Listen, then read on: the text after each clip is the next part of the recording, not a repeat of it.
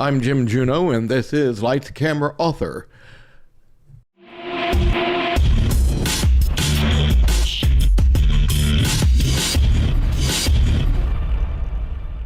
Robin Hood, Dick Turpin, Ronnie Biggs, the Krays, all have become folk heroes, glamorized and romanticized even when they killed. But where are the female equivalents? Where are the street robbers, gang leaders, diamond thieves, gold smugglers, and bank robbers? Queens of the Underworld by Caitlin Davies reveals the incredible story of female crooks from the 17th century to the present. From mall cutpurse to the Black Boy Alley ladies, from jewel thief Emily Lawrence to bandit leader Elsie Carey and burglar Zoe Progel. These were charismatic women at the top of their game. Caitlin Davies unravels the myth, confronts the lies, and tracks down modern-day descendants in order to tell the truth about their lives for the first time. And I talk with Caitlin about her new book, Queens of the Underworld. Caitlin Davies, your new book is called Queens of the Underworld. And it's one of the first books published which deals with female crooks in the UK, isn't it? Yeah, isn't that strange? Very, very strange. You would have thought that, you're under the impression that either there never were any women professional criminals, because, where have they gone? I couldn't believe when I started it that I couldn't just pick up, lots of other books and find out about all these women. Yes, and the amazing thing I was finding out is that well, there was one American in there, but also the very first person you talk about after the introduction is Moll Cutthroat, and Cutpurse. What's her last name? Cutpurse. Cutpurse. I'm sorry. Yeah, the purses used to be. You'd wear a purse, or men would wear a purse on a piece of string, like attached to their clothing. So thieves would cut the string and therefore became known as cut purses. That's right. And I said cutthroat. That's what I got I'm looking at your book, or looking at it, and I still get it wrong. But the thing is, though, is that the term in America, gun moll or mobster moll, actually comes from the nickname that she was given. Yes, that's right. Yeah, well, Moll was a sort of a general nickname for a sort of, disreputable woman, basically. So Moll was used a lot, and quite a lot of criminal women called themselves Moll as well. I mean, we're talking 17th century, 1600s here. Right. So her real name was Mary Frith. Mary Frith, yes. She was known as and immortalized as Moll Cutpurse. And that's how the term in America came to be when talking about mobsters, ladies, and mobsters, girlfriends, whatever. They became gun malls. Yeah. And that was something really wild. But a couple of these we'll call them criminals or queens of the underworld. They may not realize this in America, but in the UK, they were contributors to TV shows, weren't they? You mean in more modern times? Yes. Mm-hmm. Yeah, I mean, yeah, there were some of the women have appeared on TV, in the past. Yes. Yeah. Well, some of them, like Chris Tchaikovsky. Chris Tchaikovsky, yeah, no, she's a very interesting woman. Well, they're all really interesting women. But she led an international fraud gang in the 1970s. And she was in and out of Holloway Prison in London, which is the biggest prison for women, and the most famous prison for women. It's where most of the suffragettes were held and force fed. So it's a very well-known place here. And she was in there a couple of times, and she was so appalled at conditions inside, and the situation of women inside, and that they shouldn't have been there, that she, retired from her criminal life and became a campaigner for prison reform, and was a co-founder of Women in Prison, which today is still the leading charity for women affected by the criminal justice system. So yes, she was on TV a few times, and she also contributed to storylines to a program called Bad Girls. Right. Was very big in the UK, very, very big in the UK. Right, and since this is Lights Camera Author, we try to tie in what the books are to the entertainment industry, and even though these shows may not be shown in America as of yet, they were, like you said, still very big in the UK. They were absolutely massive, and it's about time some of these queens of the underworld got their fair due, and that we had films about them and TV programs about them, because we're saturated with media coverage, films and TV programs, dramas, documentaries, etc., of the male contemporaries of these women. I'm sure people in the States have heard of the Krays, for example. They might have heard of Ronnie Biggs. They probably heard of Robin Hood. Oh, All certainly. these people have been, like I say, immortalized. And yet the women who were working at the same time, who at the time were incredibly famous, have just been written out of the history books. So there's about a dozen main women in the book, covering 400 years. And lots of other sort of walk-on parts by other women as well. And each one of them, deserves their own feature, deserves to be Hollywoodized, I think, as soon as possible. The first one you mentioned, and you met her daughter, and please correct me if I mispronounce her last name, Zoe Progel. As far as I know, that's how you pronounce it, Progel. It wasn't her birth name. So Zoe Progel was in the late 1950s and early 1960s, she was Britain's #1 woman burglar. And she was also, for a while, officially public enemy #1. And that was after she escaped from Holloway Prison, the prison I talked about earlier. Yeah. She got the name Progel because of a very brief marriage to an American GI.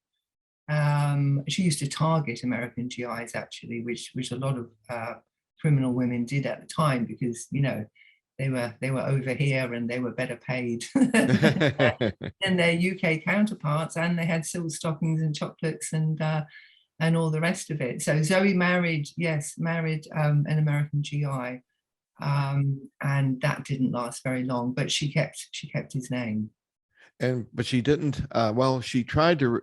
Would you say she tried to reform, or was that merely just? No, I think that was a barefaced lie. I think. Because after she was recaptured, so she escaped from Holloway Prison in the summer of 1960, after she'd been caught for, a couple of burglaries that she'd done. She was very skilled at stealing, high-value goods, particularly jewelry. She was a sort of a Raffles character who could tell instantly the worst, of what she was taking.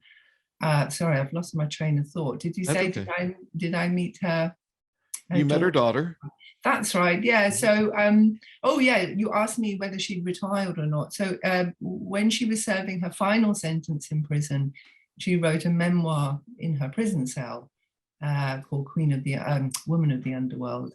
And in the book, at the end, having thoroughly enjoyed telling us, all her wild stories, at the end, she says, right, I'm not going to do that anymore. I'm going to get married. I'm going to be a good wife and mother. I'm very sorry about my life of crime, and I'm never going to do it again.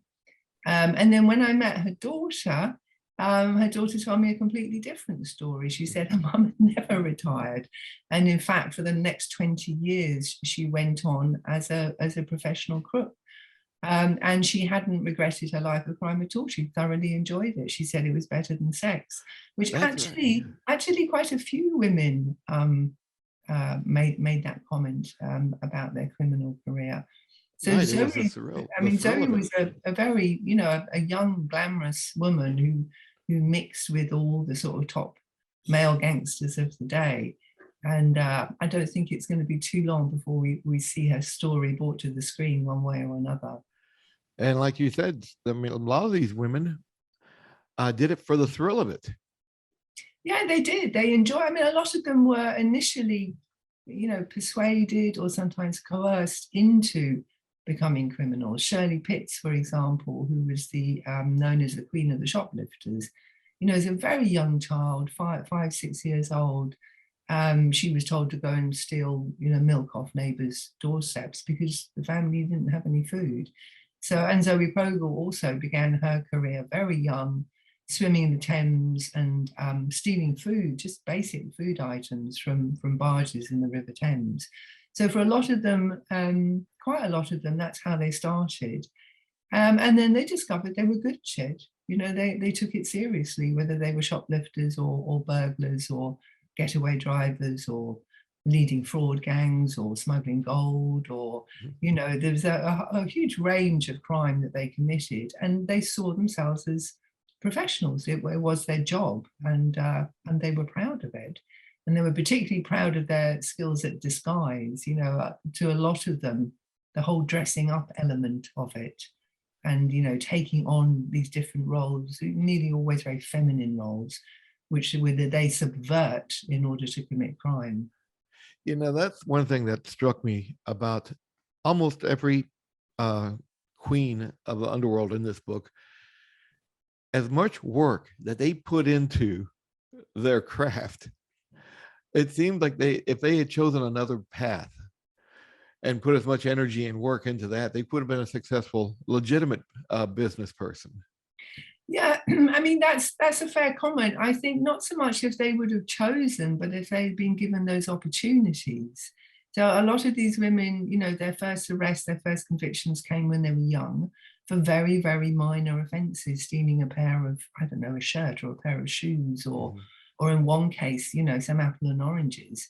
And once you've got a record, you know, once you've been to prison and you come out of prison, it's very difficult to, you know, to enter you know, legitimate work. Very, very difficult indeed, as a lot of these. And if they'd been given different opportunities, then yeah, they would have been, you know, visible. There were business women, but there would have been, you know, lawful business women, and they would have run fashion empires, and they would have, you know, been in government. And, you know, if those opportunities had been there and if they'd been encouraged to take them. But having said that, a lot of them enjoyed, as you said, the thrill of crime. You know, they nearly all described the buzz, the adrenaline. And I think that's one of the reasons why, even though they were famous at the time, and this applies right back to the 1600s to today, they were famous at the time, and the police talked about them, Scotland Yard talked about them, the press talked about them, they were internationally known. A lot of movement between the United States and the UK of women, you know, working together and going backwards and forwards. But the fact that they enjoyed this, that's what makes them really worrying, I think, to sort of, you know, to a lot of readers, and therefore, and a lot of historians and a lot of journalists. And that's why bit by bit, they were just taking out the history books. So hopefully this is putting them back in. One of the things you mentioned in your book also is that, and we talked a little bit, or you talked a little bit about it earlier, is how the media treated these women. Now these, and you mentioned in your book, or imply in your book rather, that if they were men, the media would have treated them seriously. But since they were women, they were given pet names, they were given nicknames, you know, and that's basically because the culture of the time, it was a male-oriented media culture. Well, yeah, the press have a lot to be held responsible for. You know, in many ways, they made these women famous. You know, but by these alarming headlines and these you know, stories and interviews, and they made up quotes and they lied, and, you know, hey, little has changed. No, I can say that because I'm a journalist. But they yeah, they really built the women up and portrayed them as being, you know, incredibly unusual and incredibly dangerous, and needing to be locked up. And then as soon as that happened, they just sort of started, you know, patronizing the women, as you say, giving them nicknames. So Zoe Progel, for example, the escape she made from Holloway Prison was the greatest jailbreak in 70 years. And when Ronnie Biggs of the Great Train Robbers made a very similar jailbreak a couple of years later, that's gone down in cinema history, you know. Yeah. But Zoe's hasn't. And so today she's simply mentioned in passing as, quote, a good time girl, and her actual career as a criminal and her escape. And she was on the run for 40 days, which is a very long time to be on the run for. And she was with her daughter, a 4-year-old daughter, Tracy, during that. Unfortunately, Tracy can't remember much about that, except that it felt like a holiday. That's what she can. Yeah, she took her 4-year-old, she was then 4-year-old daughter on the lam with her. Yep. she did. Yeah, and some other people as well. Her boyfriend and a friend, and yeah, there was a group of them, and they went and hid out in a caravan park. And then I think she probably got bored, because off they went on a Crook's tour of the southeast coast, and then Zoe popped up in London and started taunting the police. You know, she would ring and say, "Oh, the great escapee Zoe Pogel has been seen at this pub in Soho," and the flying squad would go, you know, rushing there. And the minute they got there, you know, she'd gone, and the bartender would tell the police, "Oh, there was a woman here drinking a Bacardi or something a few minutes ago, and she's gone now." So that's another thing. The women loved tormenting the police. They loved, you know, it wasn't just the thrill. It wasn't just the thrill of committing the crime. It was getting away with it. You know, that was, and they weren't intimidated. They weren't intimidated by male police, detectives, male judges, magistrates. You know, they absolutely refused to be cowed or bowed by that, which is why I think they're so appealing, because we, you know, the portrayals of professional female crooks who are not violent, and I deliberately am not looking at violent women, not looking at murderers, but professional crooks, they're thin and far between in popular culture. We don't see them. We still don't see them. After 400 years after Mole Cutpurse, we still don't have an image. And they're that threatening, they're that subversive, because these women did everything that women were, and still are to some extent, not allowed to do. They went places that women weren't supposed to be. They did things women weren't supposed to do. And their punishment for that is that they haven't been remembered. Would you consider them feminist? I would say only one or two would call themselves feminists. I mean, Chris Tchaikovsky, who ran the fraud gang and then formed women in prison, yes, you know, she was a feminist. Some of the women exploited other women, particularly exploited young girls, and taught them how to shoplift and how to commit crime. They attacked other women physically and other ways. So I don't think many of them would describe themselves as feminist. But on the other hand, they were very consciously showing what women were capable of. I remember in part of your book, you mentioned that they're unrepentant, and two, even when they were convicted, someone said in the Old Bailey that she got a heavier sentence because she was a woman doing what a man usually does. I think that might have been Joti DeLaurie, and she stole 4.5 million from Goldman Sachs, and that was, I believe, in 2014. And it took the police quite a long time to even believe that she had done that. You know, they thought that there must be a man or a gang of men behind her. And she did get a severe sentence, yes. And that did happen to a lot of women, that they're being held up, they were and are being held up to different standards from men. For example, whether they had children, whether they were mothers, that could go against them or that could go in their favor. And so they were held up to these very specific standards of femininity, of, you know, expected behavior. And they broke those standards, they were punished for it, whereas men were not. And when they were imprisoned, there was a very deliberate attempt by the authorities to domesticate female criminals, which again absolutely didn't happen to men. So right from, you know, early Victorian times onwards, women were being sent to become domestic servants. You were sent to prison or a reform school or a house of correction or a borstal or the House of Mercy or any of these other institutions which specifically were sort of reclaiming women, teaching them domestic skills and hoping they would go off and become obedient servants, and then even better, get married and settle down and stop making a nuisance of themselves. Did you have of all the people that you featured in this book, did you have a favorite? Oh, I ended up in love with quite a few of them, actually. I mean, Zoe that we've talked about is one. Elsie Florence Carey, she she was a favorite of mine. She led an all-male shopbreaker gang in the 1930s. And the way she was portrayed by the police and by the press, I mean, at one of her trials in the 30s, all the top 5 of Scotland Yard were there, you know, to witness her getting convicted. You know, she was of that much interest. And they portrayed her as a hard-bitten East End gangster. And I managed to find her, let's just say relatives. You'll have to read. I managed to find relatives who told me her true story. And it was just like, wow, I hadn't expected that would happen.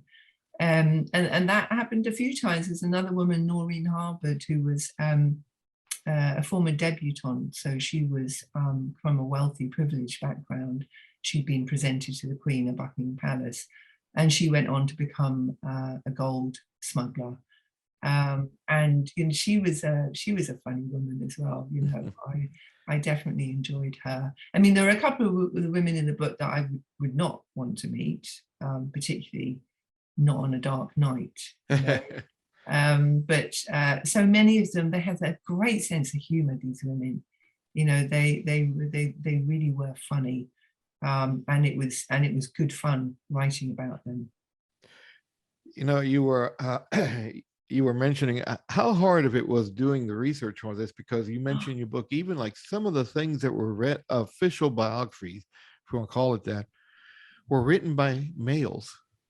Well, their stories were filtered through men all the way up to, or maybe the 70s or 80s is where, you know, 1970s, where you start actually getting the women's own stories in their own words. Mm-hmm. So it's very, when I first had said to a publisher and my agent that I wanted to do this history of professional female crooks, and I said, I'm sure there's loads out there, but actually I had no idea. So when I started, I didn't really have any. I mean, if you go and Google, you know, famous British female crooks, pretty much nothing comes up. You get Myra Hindley, who you know, who was convicted of murder or being accessory to murder, and you get a couple of suffragettes who I would not classify as criminals. So it was like, you know, there were points when I thought, you know, am I right? Are there women out there? And how on earth am I going to find them? And I found them just sort of buried away, really. You know, I would read endless memoirs by police detectives and endless biographies about people like the Crays. And there would be a little footnote, literally, a woman would be mentioned in a single line in the footnote. Then I would go to the newspaper archives and I would try looking for the woman. But of course, these women changed their names. You know, some had people like Alice Diamond and Maggie Hughes, who led the 40 Elephants gang, a massive all-female crime syndicate. They had so many aliases. And at one point, they had perhaps 40 women in the gang operating all over the UK. And trying to work out who was getting convicted for what and who had done what was very, very difficult, because all of these women, you know, they were professional criminals. They did not want to be found. They lied about their names. They lied about their ages, their date of birth, where they were born, where they lived, who they were related to. It just went on and on and on. There was one woman in particular, not Diamond Doris. What was her name? Doris, and she was a jewel thief in the 20s.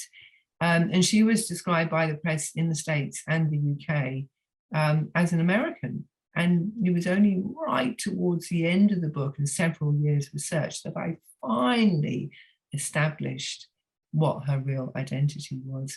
But on the whole, finding one woman would lead me to another woman. Like when I found Elsie Carey, then I found her lover, Queenie Day, a mention of her, and then I looked up Queenie Day and I realized Queenie Day was a criminal, and then I would, you know, read about her and she might mention someone, and then I would find her as well. And so by the end of it, I had too many women. I was cutting them out, and these women, it's really London based, you know, because we have the Old Bailey in London, the Central Criminal Court.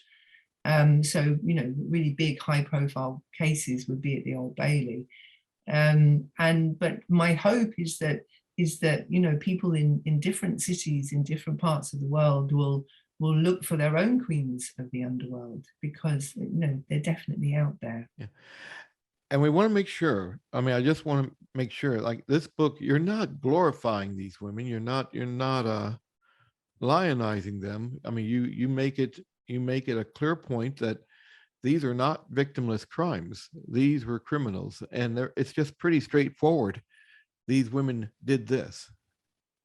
Well, yeah, this is something that, as I explained in the book, and was, one of the rules to myself when I set out, is that of course I'm not glorifying. Why would I glorify someone who's a criminal? I've been victim of all sorts of crimes. Why, and I don't find crime entertaining. It's not something I particularly want to watch or particularly want to read about. It's that these women deserve to be taken seriously. They deserve to be studied. We need to know about them, because I'd never really come across as much misogyny as I had when writing this book. The way that these women were condemned and the way they were portrayed by authorities, police, press, etc., was really breathtaking, actually. It was like all society's fears and hatred of women were projected onto these queens of the underworld. That's why I want to know about them, and because as I said, they were famous and they've been wiped out of history. So I want to try and get the facts right. I want to get the story right. I want to find out what they did and when, and I want to know why they did it. So yes, of course it's not glorifying, but I have found myself having to justify this quite a lot. And it doesn't get asked of people that write about male gangsters and male professional crooks. They're not, they're not asked, are you glorifying these men? Should we really be looking at these men? It's okay in some ways, to some extent, for men to do this. It's part of the macho role. But it's not okay for women. And even now in 2022, writing about them, I have to justify why I've written about them, which is a bit tiring. Well, the book is Queens of the Underworld, A Journey into the Lives of Female Crooks. The author is Caitlin Davies. Caitlin, thank you for being on the Juno. Almost said the old name here. Thank you for being on Lights, Camera, Author today. Well, thank you for having me. Queens of the Underworld, written by Caitlin Davies and published by the History Press, is available now at Amazon.com and wherever books are sold. Until next time, I'm Jim Juno, and this has been Lights, Camera, Author.